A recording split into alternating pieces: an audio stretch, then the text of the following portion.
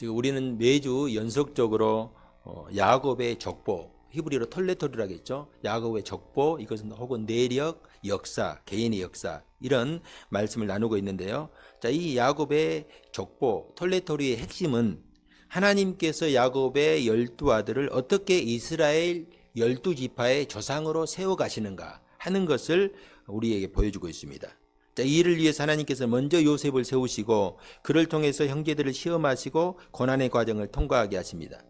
형제들을 시험하는 요셉의 입장에서 가장 궁금한 것이 하나 있었을 것입니다. 그것은 이 형제들이 자신의 친동생 베냐민을 한 형제로 받아들였는가, 받아들이고 있는가, 그들의 관계가 지금 항상 관심의 대상이었고 궁금했을 것입니다.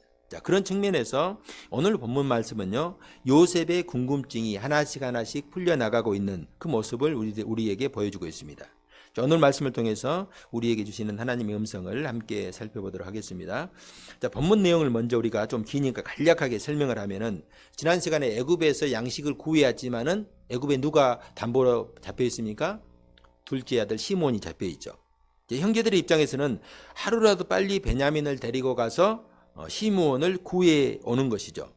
그런데 아버지 야곱은 절대로 베냐민을 보내줄 수 없다 하는 것입니다. 왜냐하면 요셉처럼 베냐민을 잃지 않을까 하는 두려움이 그 속에 있었기 때문입니다. 그런데 마침내 양식이 다 떨어졌고 아버지는 어떻게 할 방법이 없어요. 이러다가 다 굶어 죽게 생겼거든요. 그래서 다시 가서 양식을 구해오라 아들들에게 말합니다. 그런데 아들들의 입장에서는 베냐민을 데리고 가지 않으면은 갈 수가 없어요. 왜냐하면은 애굽의 그 총리 요셉이 우리는 다 알고 있죠. 사브나 바네아라고 하는 그 총리가 너 막내 동생 베냐민을 데리고 오지 않으면은 절대 나를 만날 생각을 하지 말라, 그렇게 충고를 하였기 때문입니다.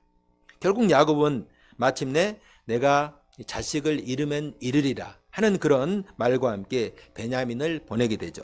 이렇게 해서 애굽에 도착한 형제들과 요셉이 다시 만나게 되고 요셉의 집으로 인도된 형제들이 함께 식사를 하는 내용이 오늘 본문의 내용입니다. 자, 오늘 본문에서 먼저 우리가 유다를 한번 보시기 바랍니다. 8절 9절 봅시다. 자, 8절 9절 함께 합독합시다. 시작. 유다가 그의 아버지 이스마엘에게 이르되 저 아이를 나와 함께 보내시면 우리가 곧 가리니 그러면 우리와 아버지와 우리 어린 아이들이 다 살고 죽지 아니하리이다. 내가 그를 위하여 담보가 되오리니 아버지께서 내 손에서 그를 찾으소서. 내가 만일 그를 아버지께 데려다가 아버지 앞에 두지 아니하면 내가 영원히 죄를 지리이다. 아멘. 자, 유다는 야곱의 몇째 아들입니까? 넷째 아들이죠. 첫째 아들 누구예요? 루벤. 둘째 시므온. 셋째 레위. 넷째 유다죠. 이 네 형제는 모두 다 첫째 부인 누구의 아들이에요? 레아의 아들이죠. 한 어머니에게 난 이 아들들입니다. 자, 지금 이 상황은요, 애굽에서 사온 양식이 다 떨어지고 가족들은 당연히 굶주릴 수밖에 없죠. 문제는 베냐민을 데리고 가야 하는데 아버지가 그것을 허락하지 않는 거예요. 이에 유다가 자신을 희생하기로 결단을 합니다. 내가 그를 위해서, 즉 내가 베냐민을 위해서 담보가 되겠습니다. 담보가 되겠다는 것은 내 생명을 맡기겠다는 거예요. 유다의 이런 고백은 사실은요, 이미 지난 시간 앞에서 큰아들 루벤이 했던 말과 동일한 말이에요. 자, 42장 37절 한번 봅시다. 자, 루벤이 그의 아버지에게 말하여 이르되 내가 그를 아버지에게 데리고 오지 아니하거든 내 두 아들을 죽이소서. 그를 내 손에 맡기소서. 내가 그를 아버지께로 데리고 돌아오리이다. 자, 루벤은 자신의 두 아들을 담보하고 있어요. 이것은요, 자신의 생명을 담보하는 것보다 어떻게 보면 더 무거운 담보라고 할 수가 있어요. 베냐민을 데리고 오지 않으면은 내 두 아들을 아버지 뜻대로 하라는 것이.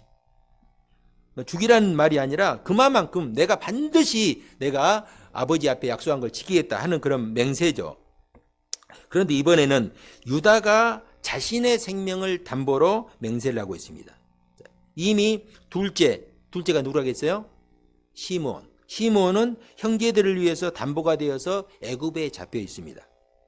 자, 둘째는 애굽에 잡혀 있고 첫째 아들 루벤은 자신의 두 아들을 담보로 하겠다 하고 유다는 이제 자신의 생명을 담보로 하겠다는 거예요.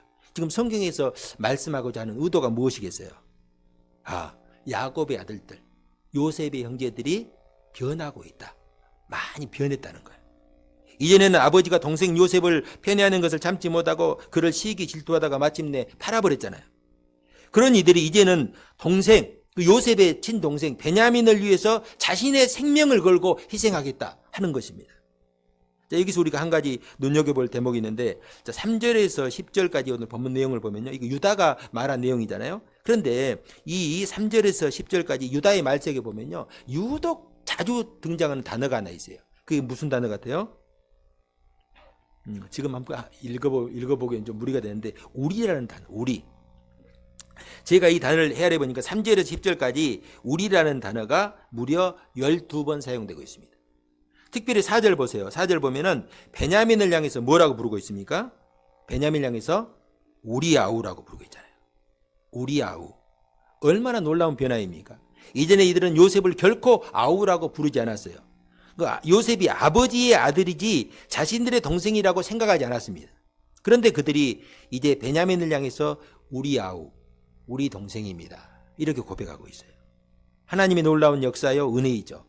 우리 안에 성령께서 역사하시면요, 이처럼 둘로 나뉘어졌던 것이 하나가 되는 놀라운 역사가 일어납니다. 반대로 여러분, 우리 가운데 죄가 자리하게 되면요, 시기와 질투와 미움이 마음에 들어오면서 하나가 둘로 갈라지는 또 역사가 있어요.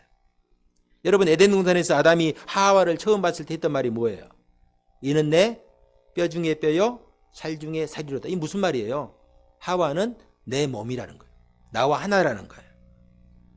그런 그들에게 선악과를 따먹고 죄가 들어오자 어떤 일이 되었어요? 아담이 선악과를 따먹고 하나님께서 찾으시다 뭐라고 했어요? 그 성경에 보면은 아담이 이르되 하나님이 주셔서 나와 함께 하신 여자, 그가 그 나무의 열매를 내게 주므로 내가 먹었나이다. 지금 여러분요, 아담이 하와를 어떻게 부르고 있습니까? 하나님이 내게 주셔서 나와 함께 하신 여자, 한 몸에서 그 여자로 지금 변하고 있는 거예요. 1인칭 복수에서 3인칭 단수로 변해버리고 있어요. 나와 한 몸이라고 했는데 죄가 들어오자 한 몸이 아니라 이건 그 여자가 나에게 죄를 범하게 했다, 선악과를 따먹게 했다 하는 거예요. 여러분, 죄가 이토록 무서운 거예요. 죄는 사람과 사람 사이를 갈라놓고 나아가서 하나님과 사람 사이를 철저하게 갈라놓습니다. 그렇기 때문에 죄 가지고는 결코 하나님 앞에 갈 수가 없어요. 그런데 요셉의 형제들 사이에 이제 담이 허물어지고 하나됨의 역사가 이루어지고 있습니다. 이것은 그 형제들이 자신의 죄를 깨달았을 뿐 아니라 회개의 자리로 나아갔다 하는 증거죠. 회개의 열매예요, 이게. 베냐민을 향해서 우리 아우라는 고백은요, 이미 그들의 내면의 회개의 역사가 이루어졌다는 증거입니다. 하나님께서 이들 가운데 역사하신 것이죠. 하나님께서 이들의 마음을 변화시키신 것이죠. 또한 이 아들들의 모습을 통해서 이제 아들들이 먼저 변화되었다면은 아들들의 모습을 통해서 하나님은 또 야곱의 모습을 변화시키시고 회복시키고 있음을 우리가 볼 수가 있습니다. 자, 루벤과 유다의 그런 모습을 본 아버지의 마음을 한번 생각해 보시기 바랍니다. 이전에는 그토록 요셉을 미워하는 아들들을 보면서도 힘으로도 못하고 능으로도 못하고 가슴만 알았을 그 아버지예요. 여러분, 자신이 의도했든지 아니면 의도하지 않았든지 아들들이 요셉을 시기하고 미워하는 것은 아버지의 책임이 있어요, 없어요? 없다고 할 수가 없어요. 아버지의 편애 때문에 시작된 것이니까. 그런데 여러분, 한편으로 우리가 야곱의 입장을 좀 헤아려 본다면요, 야곱의 입장에서 보면은 자신이 그토록 사랑했던 아내가 누구예요? 라헬이죠. 내 아내가 있지만은 진짜 자기가 사랑했고 결혼하기를 원했던 아내는 라헬 한 사람이거든요. 다른 사람은 어거지로 된 거예요. 하다 보니까 그래 된 거예요. 그런데 그토록 사랑했던 라헬의 아들들이에요. 어렵게 낳았잖아요. 그런데 그런 아내가 이제 둘째를 낳다가 죽어버렸어요. 그러니까 요셉과 베냐민에게 이 마음이 가는 것은 어찌 보면요, 당연한 일이 아닐까 그렇게 생각될 수 있어요. 내가 이 어린 아이들, 그 사랑했던 라헬이 죽어버렸잖아요. 그 아이들도 어려요. 이제 뭐 10살이 됐든가 요셉은 10살이 넘었든가 그러거든요. 그런데 이 아이들을 내가 사랑하지 않으면 누가 이 아이들을 사랑해 주겠는가 하는 야곱의 마음이 있었을 거예요. 그 다른 아이들은 아직 엄마가 있잖아요. 그러나 다른 아들들의 입장에서는 그런 아버지가 밉고 원망스럽죠. 그런데 이 고난의 과정을 통해서 보니까 아들들의 입장에서 아버지의 그런 마음도 헤아려지고 동생들의 그런 마음도 헤아려지는 거예요. 그 마음의 변화가 있는 것이죠. 야곱 역시 그런 모습을 통해서 자신의 마음이 변화되고 있음을 볼 수가 있어요. 자, 아마도 야곱은요, 이런 아들들의 행동을 보면서 눈여겨 아마 보았을 거예요. 처음에 루벤이 내가 내 두 아들을 내가 담보로 잡겠습니까 했을 때는요, 아주 끔찍도 안 했거든요. 그런데 시간이 지나면서 아들들의 모습, 그리고 또 유다의 모습, 시므온의 그 잡혀있는 모습을 생각해 봤을 것입니다. 야곱은 이전의 아들들이 요셉에게 어떻게 되어 있는지 아마 성경은 침묵하고 있지만 알고 있었을 거예요. 여러분, 야곱이 누구예요? 야곱의 이름 뜻이 무엇입니까? 속이는 자거든요. 여러분, 남을 속인다는 것은요, 그만큼 눈치가 빠르고 머리가 비상하다는 증거예요. 어리석은 사람은 절대 남을 속일 수가 없어요. 자, 그런 그가 아들들과 살면서 그들의 행동에 대해서 눈치를 채지 못했을까요? 챗을 다 알고 있었을 것이죠. 자, 42장 앞에 36절 한번 봐봅시다. 자, 그들이 아버지 야곱이 그들에게 이르되 너희가 나에게 내 자식들을 잃게 하도다. 요셉도 없어졌고 시몬도 없어졌거늘 베냐민을 또 빼앗아가고자 하니 이는 다 나를 해롭게 함이로다. 자, 야곱의 입장에서 물증은 없지만은 심증이 가는 거예요. 너희가 내 자식들을 잃게 하고 있다. 다른 건 몰라도 저들에게, 저 아들들에게 이 베냐민을 맡기면 요셉처럼 될 것이라는 그런 불안한 마음이 드는 것이죠. 자, 그런데 그런 야곱의 마음이 드디어 움직이고 있어요. 그것은 아들들의 말과 행동에서 진심이 느껴졌기 때문입니다. 자, 그러자 그동안 움켜쥐고 있던 이 베냐민 아들을 내려놓습니다. 자, 내 힘과 노력으로 움켜쥐려는 것을 포기하고 내려놓는 순간이에요. 내가 움켜진 것을 내려놓는 순간 하나님께서 그곳에서 그 자리에 역사하는 거예요. 여러분, 이 신앙의 원리를 한번 잘 보시기 바랍니다. 내가 꽉 움켜쥐던 것을 내려놓았을 때 그때 비로소 하나님께서 그 자리에 역사하셔요. 내려놓으면요, 회개이고 겸손이고 믿음이에요. 여러분, 내가 가지고 있는 의지하던 것을 내려놓기 쉽지 않거든요. 근데 이것을 내가 내려놓았다는 것은 내가 하나님 앞에 내 자신의 무기력함을 고백하는 것이죠. 겸손이에요. 나는 아무것도 할 수 없습니다. 나의 제약됨, 나의 연약함을 회개하는 거예요. 결국 이것은 믿음이죠. 내 힘으로 할 수 있다고 고집하는 것을 포기하고 하나님께 다 맡기는 거예요. 하나님만이 하실 수 있습니다. 자, 이런 측면에서 저는요, 주님의 그 제자 베드로를 참 개인적으로는 좋아해요. 왜 좋아하냐? 베드로의 그 연약한 모습이 보이기 때문에. 베드로는 여러분 한편으로 굉장히 과격하고 엉뚱한 면이 있어요. 그러나 베드로는 진정으로 겸손한 사람입니다. 그가 여러분 예수님 만나기 전에 밤이 지나도록 그물질을 했는데 고기를 한 마리도 잡지 못했어요. 참으로 이상한 일이죠. 그런 적이 없었거든요. 여러분, 낚시한 것도 아니고 낚싯바늘 던진 것도 아니고 그물을 던졌는데 밤새 한 마리도 못 잡았다? 이것은 어떤 신적인 영역사 안에 하나님께서 역사하신 거예요. 이런 일은 결코 흔하지 않습니다. 베드로는 조상대대로 어부의 집안이었고 그 베드로는 역시 그곳에서 잔뼈가 굵었어요. 갈릴리 호수 하면 베드로는 눈을 감고도 물의 온도와 바람의 변화, 언제 물이 차고 따뜻하고 바람이 언제 불고 다 알죠. 그리고 고기들이 계절에 따라서 또 시간에 따라서 어떻게 이동하는지 왜 모르겠어요. 다 알죠. 그런 그가 밤새 그물을 던졌는데 물고기가 한 마리도 없다? 여러분, 우리가 아무리 힘들어도 저도 낚시를 옛날에 좋아했거든요. 낚시 안 간 지 그건 한 20년 됐습니다. 좋아했는데 낚시질을 할 때 여러분 고기를 많이 잡잖아요. 고기를 많이 잡으면요, 아무리 피곤해도 기쁘니까 그 피곤함을 잊을 수 있어요.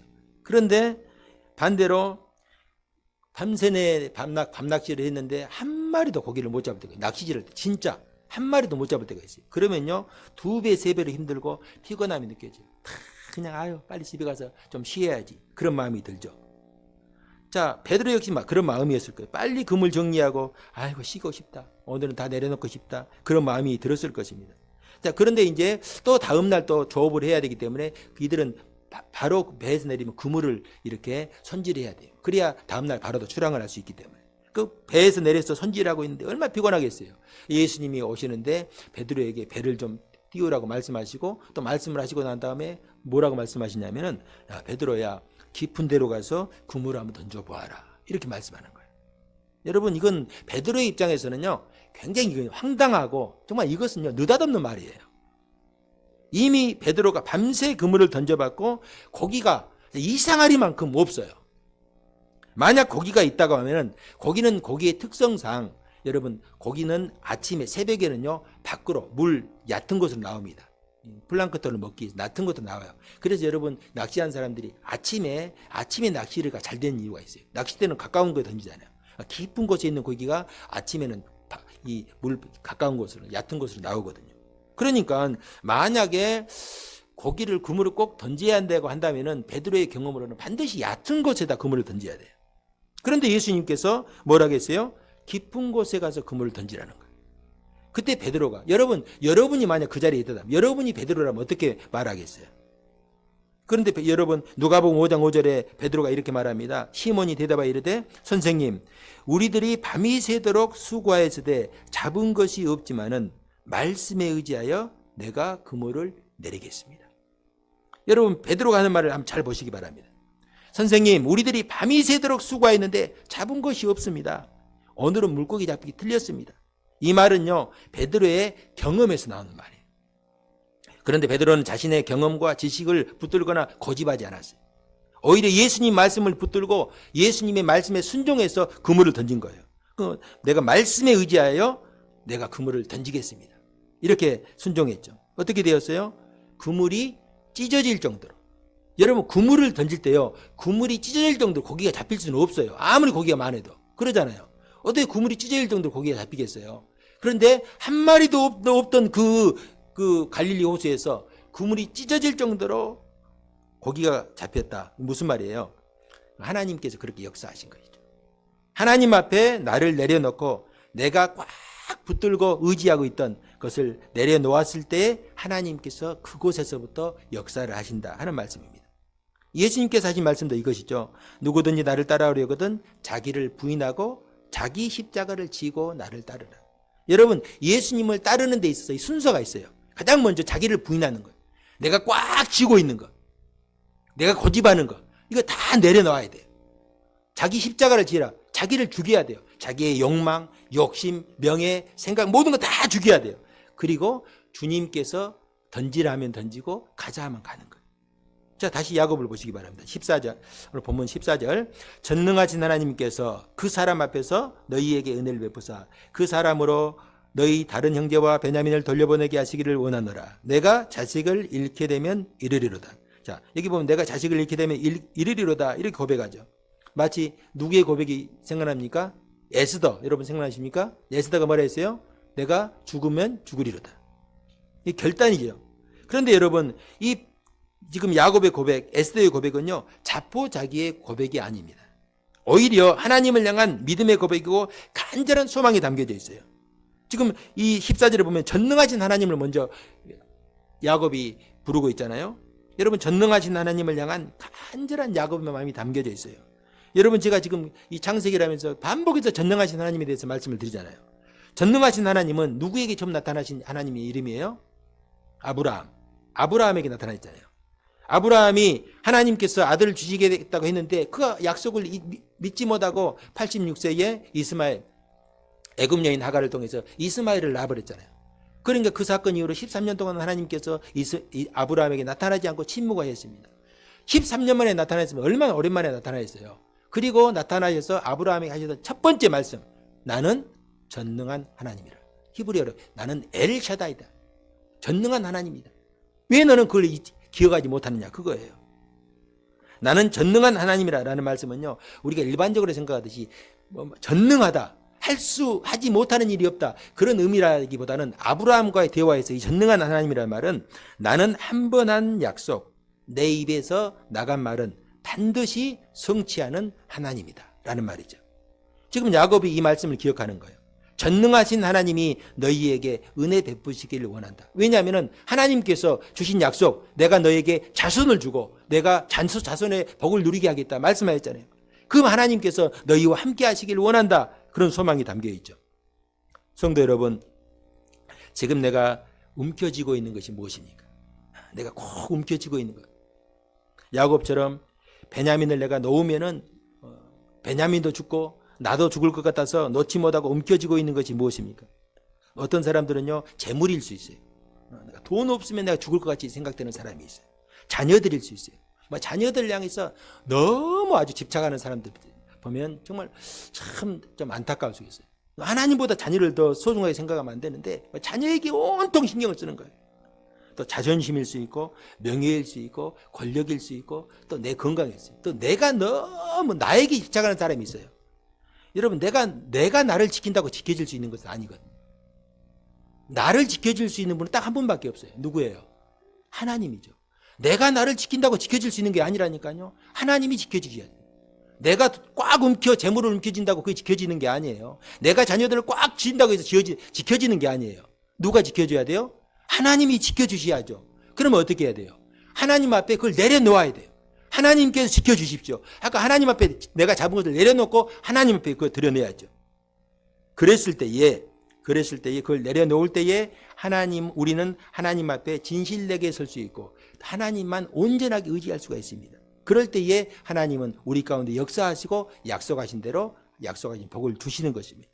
자, 16절 이어서 봅시다. 요셉은 베냐민이 그들과 함께 있음을 보고 자기의 청지기에게 이르되 이 사람들을 집으로 인도하여 드리고 짐승을 잡고 준비하라. 이 사람들이 정오에 나와 함께 먹을 것이니라. 자, 드디어 그렇게 보고 싶었던 동생 베냐민과 만났습니다. 17살에 헤어져서 22년 만에 만난 동생이에요. 어머니 얼굴을 모르고 자랐던 동생이 내가 없는 사이에 어떻게 지냈을까? 또 형들에게는 어떤 일을 당했을까? 생각할 때마다 아주 그 그리움과 또 아주 또 그 두려움, 고통에 요셉이 아주 정말로 가슴이 얼마나 아려웠을까? 그런 생각을 해봅니다. 자, 그런데 요셉은요, 동생에게도 자신을 알리지 않고 일단 형제들을 자신의 집으로 인도합니다. 왜냐하면 아직 형제들을 향한 시험이 남아있기 때문입니다. 그러나 형제들은 자신이 왜 총리의 집으로 인도되는지 알지 못하고 여러 가지로 생각이 교차하게 되죠. 우리를 혹시 노예로 팔려고 하는 것인가? 우리가 가지고 있는 이 낙이나 우리의 재물을 다 빼앗으려고 하는 것은 아닌지, 아니면 이전에 우리 자리에 들어있던 돈의 문제를 가지고 우리를 추궁하려고 하는 것은 아닌지, 여러 가지 두려움 때문에 염려하고 근심하죠. 그래서 형제들이 요셉의 청지기에게 이제 집에 들어가기 전에 이 자루에 든 돈에 대해서 이야기를 하죠. 자루에 우리가 돈이 들어있는 것은 우리가 모르는 일입니다. 그래서 그 돈은 우리가 그대로 가지고 왔고 양식을 살 돈은 우리가 따로 가지고 왔습니다. 왜? 우리는 무지하다는 것을 지금 말하는 거예요. 자, 그런데 청지기가 놀라운 말을 합니다. 자, 23절 봅시다. 자, 그가 이르되 너희는 안심하라. 두려워하지 말라. 너희 하나님 너희 아버지 하나님이 재물을 너희 자루에 넣어 너희에게 주신 것이라. 너희 돈은 내가 이미 받았느니라 하고 시므온을 그들에게로 이끌어내고. 아멘. 자, 이 청지기 입에서 놀라운 말이 터져나와요. 너희 하나님, 너희 아버지의 하나님이 너희에게 주신 것이다. 너무 놀라운 말이니까. 너희들 그 돈에 대해서 그 착오가 있는 것은 아니다. 하나님께서 주신 것이라는 거예요. 그 누명은 벗은 것이죠. 그럼에도 불구하고 형제들의 입장에서는 지금 이게 어떻게 된 일인지, 무엇이 어떻게 돌아가는지 알고 있어요? 몰라요? 알 수가 없는 것이죠. 이해되지 않는 거예요. 자, 이어서 32절, 33절 한번 봅시다. 자, 그들이 요셉에게 따로 차리고 형제들에게 따로 차리고 그와 함께 먹는 애굽 사람들에게도 따로 차리니 애굽 사람은 히브리 사람과 같이 먹으면 부정을 입었습니다. 그들이 요셉 앞에 앉되 그들의 나이에 따라 앉히게 되니 그들이 서로 이상히 여겼더라. 자, 여기 보면요, 요셉의 집에서 만찬을 준비하는데 이상한 것이 하나 있어요. 그것은 자신들의 나이를 말하지 않았죠. 당연히 말할 필요가 없는 것이죠. 그런데 이 형제들을 자리에 앉혔는데 서열대로 앉힌 거죠. 첫째, 둘째, 셋째, 넷째 서열대로 다 앉힌 거예요. 당연히 형제들의 입장에서는 이상하고 어리둥절할 수밖에 없죠. 이게 어떻게 된 일이지? 왜 우리가 이렇게 서열대로 앉게 됐지? 하는 것이죠. 어떻게 우리 나이와 이 순서를 알고 있을까 하는 것이죠. 사실 이 형제들이 애굽에 올 때 요셉을 만나면서부터 이 정말 이상한 것이 한두 번이 아니죠. 어떻게 요셉이 아버지에 대해서 막둥이에 대해서 알고 꼬치꼬치 묻고 또 베냐민을 데려오라 하고 여러 가지 일들, 자기 자루에 돈이 들어있고 정말 자기 자신들로서는 도저히 이해할 수 없는 일이 계속해서 반복되고 있는 거예요. 그들이 처음 애굽에 와서부터 지금까지 이상한 일의 연속이에요. 지금까지 연속입니다. 자, 지금까지도 왜 이런 일이 일어나는지 알지 못하기 때문에 형제들은 어리둥절할 수밖에 없죠. 여러분, 우리도 역시요, 살다 보면요, 참 미스테리한 일들을 겪을 때가 있어요. 왜 이런 일이 일어나는 거지? 여러분, 우리 역시 이런 일들을 겪을 때가 있어요. 그런데 여러분, 오늘 본문 이 말씀을 통해서 우리가 알 수 있는 것은 사실은 미스테리한 것, 우리가 알지 못해서 미스테리한 것은 그 미스테리한 것이 아니라 나만 모를 뿐이에요. 내가 모를 뿐이에요. 우리는 보니까 알고 있잖아요. 이미 내용을 보니까 알고 있잖아요. 왜 이렇게 일이 됐는지, 왜 이렇게 일이 되어야 하는지, 그리고 앞으로 일이 어떻게 될지 알고 있잖아요. 모든 것이 하나님께서 주관하시고 섭리하시기 때문입니다. 우리가 여러분 이런 일을 만나게 되면은 우리도 이런 미스테리한 일, 알지 못하는 일, 왜 이런 일이 생길까 하는 일을 만났을 때 하나님께서 역사하시고 계시구나 하는 것을 잊지 말아야 돼요. 나는 이해하지 못하지만은 하나님의 뜻이 있음을 잊지 말아야 돼요. 우리가 이때 필요한 것이 하나님의 신실하심과 하나님의 약속을 믿는 거예요. 하나님은 나에게 가장 좋은 것을 주시기 원하시는 하늘 아버지이시다. 이 믿음을 붙드는 것이죠. 우리가 부르는 찬송가 중에서 나의 갈 길 다가도록, 이 찬송가 여러분 아시죠? 나의 갈 길 다가도록 예수 인도하시니 내 주 안에 있는 긍휼 어찌 의심하리요. 하나님께서 나를 향해서 베푸신 은혜와 사랑과 긍휼을 우리는 의심하지 않는다는 거예요. 그 믿음으로 사는 자는 하늘 위로 받겠네. 무슨 일을 만나든지 만사형통하리라. 여기서 만사형통도요. 만사형통은 세상 사람들은 모든 것이 내가 원하는 대로 다 잘 되는 것이 만사형통이라는데 그렇잖아요. 내가 원하는 대로 세상 일이 되면요 결국은 망해요. 다 망하는 거예요. 그러나 여기서 말하는 만사형통이라는 것은 하나님의 뜻대로 되어지는 것이죠. 내 뜻대로가 아니고 하나님의 뜻대로. 여러분 내 뜻대로 되어지면 다 망한다니까요. 하나님의 뜻대로 돼야 우리가 이 땅에서 복을 얻고 우리가 마지막 영원한 생명에 들어가는 것이에요.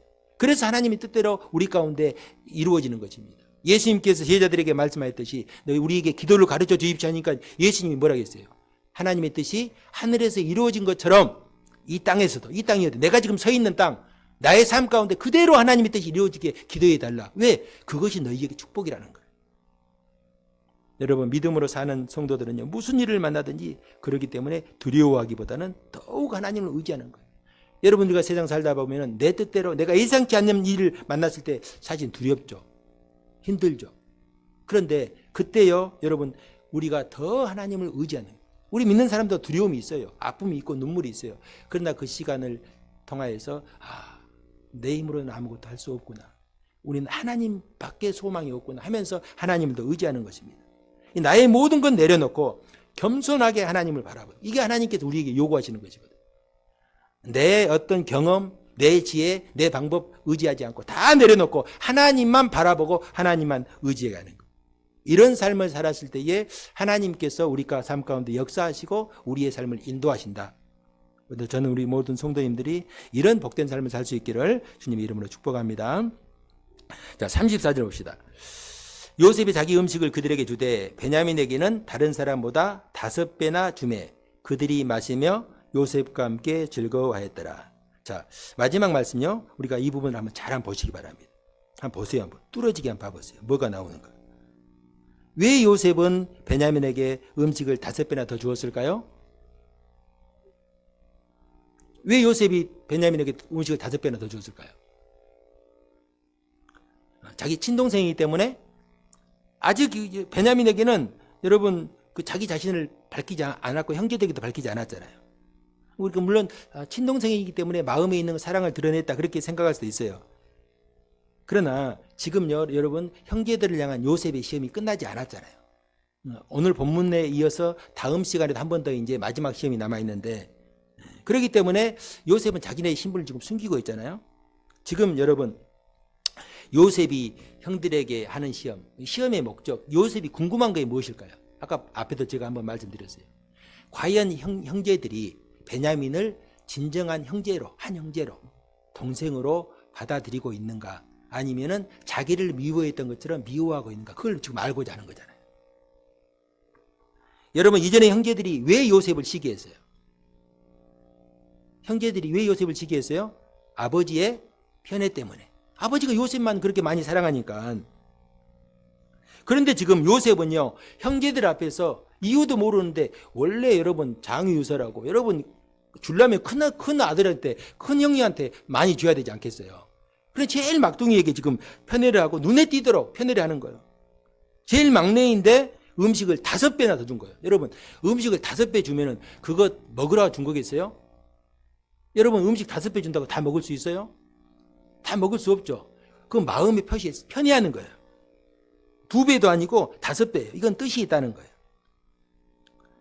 여러분, 어떻게 여러분 뭐 5배를 다 먹을 수 있겠어요? 그런데 여러분, 이 놀라운 것은요, 마지막 형들이 어떻게 반응하고 있는가 성경이 우리가 보여주고 있잖아요. 5배를 줬어요. 주매 그들이 마시며 요셉과 함께 즐거워하더라. 이렇게 끝나고 있잖아요. 무슨 말이에요? 형들이 옛날의 형들이다? 아니다? 아니다. 변했다 그거예요. 베냐민을 향한 일방적인 편애에도 불구하고 형제들이 오히려 그걸 즐거워하는 거예요. 그걸 즐거워할 수 있는 게 뭐예요? 베냐민은 우리 아우기 때문에, 내 동생이기 때문에. 그러잖아요. 여러분, 누가 예를 들어서 우리 자녀들, 제 자녀들을 예뻐해주고 용돈을 줘요.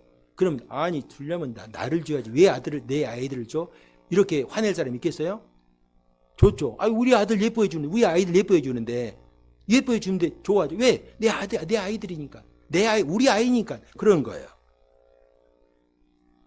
저는 우리 성도님들이 요셉의 지금 현재 이 모습처럼 항상 우리라는 마음을 품을 수 있기를 바랍니다. 가까운 사람끼리 우리가 아니라 나와 만나는 모든 사람들에게 우리라는 마음을 품을 수 있기를 바랍니다. 형제와 이웃이 기쁨 때문에, 형제와 이웃의 기쁨 때문에 내가 진심으로 즐거워하고 기뻐해주고, 또 형제와 이웃의 슬픔이 나의 슬픔으로 내가 이렇게 고백할 수 있는 그런 삶을 살 수 있기를 바랍니다. 로마서 12장 15절에 보면요, 즐거워하는 자들과 함께 즐거워하고 우는 자들과 함께 울라. 이게 성도들의 참 모습이라는 거예요. 여러분, 우는 사람과 함께 우는 것과 즐거워하는 사람과 함께 즐거워하는 것, 전자와 후자 뭐가 더 힘들겠어요? 뭐가 더 쉽겠어요? 그러면 여러분, 어떻게 이렇게 시험을, 여러분, 우는 사람과 함께 우는 것과 즐거워하는 사람과 함께 즐거워하는 것 뭐가 더 쉽겠어요? 우는 여러분, 슬픈 것은요, 내가 마음 안 써도 슬퍼요. 그러잖아요. 누가 예를 들어서 예를 들어서 우리 이정원 사님이 남편을 먼저 보냈어요. 보내니까 슬퍼하잖아요. 가서 있으면요, 그냥 마음이 슬퍼지는 게 사람 마음 아닌가요? 그 마음이 가까이 있으면 그 마음이 느껴지는 게 우리 사람, 기본적인 사람 아니에요? 우리가 더 사랑하는 마음이면 그 마음이 더 느껴지겠죠. 우리가 이런 드라마 보다가 다 거짓말이냐고요. 보고 그 마음에 좀 눈물이 슬픈 일을 보면 눈물 흘리잖아요. 그런데요, 가까이 있는 사람이 즐거워하는 거 보잖아요. 이건요, 성령으로 역사하는, 예수 믿는 사람 아니면은 여러분 이게 함께 즐거워하기 쉽지 않아요. 그래서 우리 옛날 속담에 뭐예요? 사돈이 논을 사면 배가 아프다. 괜히, 그러니까 여러분, 즐거워할 일도, 자랑할 일도요, 성숙한 사람, 정말로 그리스도인 앞에서 자랑해야지, 그렇지 않고 어정쩡한 사람한테 자랑하면요, 오히려 시기하고 질투를 불러일으킵니다. 여러분, 즐거워하고 또 기뻐하는 이웃이 있으면요, 같이 즐거워하고 기뻐해줘. 이게 바로 성도들의 참 모습이에요. 우리가 즐거워하는 이웃이 있으면요, 함께 즐거워하고 기뻐해 줄 수 있기 바랍니다. 혹은 아주 작게라도 누가 즐거운 일이 있을 때 마음속에 시기야만이 생긴다? 그러면요, 이것은 하나님께서, 성령께서 나에게 주신 마음이 아니고 마귀가 또 내 마음속에 가라지를 뿌려놓는구나 하고 빨리 회개해야 돼. 왜냐하면은 그런 마음은 결코 주님의 마음이 아니고, 그런 마음으로는요, 주의 복을 받을 수가 없어요. 내가 주님께 주실 복을 쫓아내버리는 거예요. 여기서 우리가 한 걸음 더 나아가서요, 우리가 하나님을 기뻐하고 하나님의 일을 즐거워하는 성도들이 될 수 있기를 바랍니다. 여러분 성경에 보면 사람을 즐거워하고 사람의 일을 기뻐하고 그의 즐거움을 기뻐하고 우리가 함께하는 것도 하나님께서 복을 주셔요. 그 기쁨이 내 기쁨이 되게 하신다고 했어요. 그런데 우리가 하나님을 기뻐하고 하나님께서 기뻐하시는 일을 내가 기뻐하고 헌신하고 하면요, 하나님께서 어떤 복을 주시는가? 시편 37편 4절에 보면요, 여호와를 기뻐하라. 여호와께서 기뻐하신 일을 하라는 거예요. 여호와를 기뻐하라. 그가 내 마음의 소원을 내게 이루어 주시리라. 내가 하나님의 일을 기뻐하고 하나님께서 기뻐하시는 일을 하면요, 내 마음속에 모든 것들을 하나님께서 다 채워주신다는 거예요. 이거 다른 말로 하면 마태복음 6장 33절 아닙니까? 먼저 그의 나라와 그의 의를 구하라. 하나님의 일을 구하라는 거예요. 하나님께서 기뻐하시는 일을 하라는 거예요. 그래야면은 이 모든 것, 먹고 마시고 있는 육신의 모든 것들은 하나님께서 책임져 주신다. 소원을 이루어 주신다는 것입니다. 우리가 하나님을 기뻐하고 하나님 기뻐하신 일을 하면은 그 기쁨이 나에게 온다. 나에게 그 기쁨이 채워진다 하는 사실을 잊지 마시기 바랍니다. 그래서 우리가 하나님을 기뻐하고 하나님이 기뻐하신 일을 행하면은 하나님께서 우리의 마음의 소원을 이루어 주신다 하는 말씀 기억하시기 바랍니다. 사랑하는 성도 여러분, 내가 자식을 잃게 되면 이르리라라는 야곱의 고백이 우리 모두의 고백이 될 수 있기를 바랍니다. 하나님은 내가 움켜쥐고 있는 것을 내려놓고 하나님을 움켜쥐기를 바랍니다. 하나님만 바라보기를 원하십니다. 겸손하게 나의 모든 것 다 내려놓고 나는 아무것도 할 수 없습니다. 하나님밖에 없습니다. 하나님이 도와주셔야 합니다. 하나님을 바라보시기를 원하십니다. 그때 하나님께서 우리를 도우시고 은혜로 우리 가운데 역사하십니다. 또 하나님을 기뻐하고 형제와 이웃의 기쁨을 함께 즐거워할 수 있기를 바랍니다. 그리하면은 하나님께서 모든 기쁨을 나의 기쁨으로 승화시켜 주실 것입니다. 우리가 이 한 주간도 말씀 아래서 주님과 동행하는 복된 삶을 살아갈 수 있기를 주님의 이름으로 축복합니다.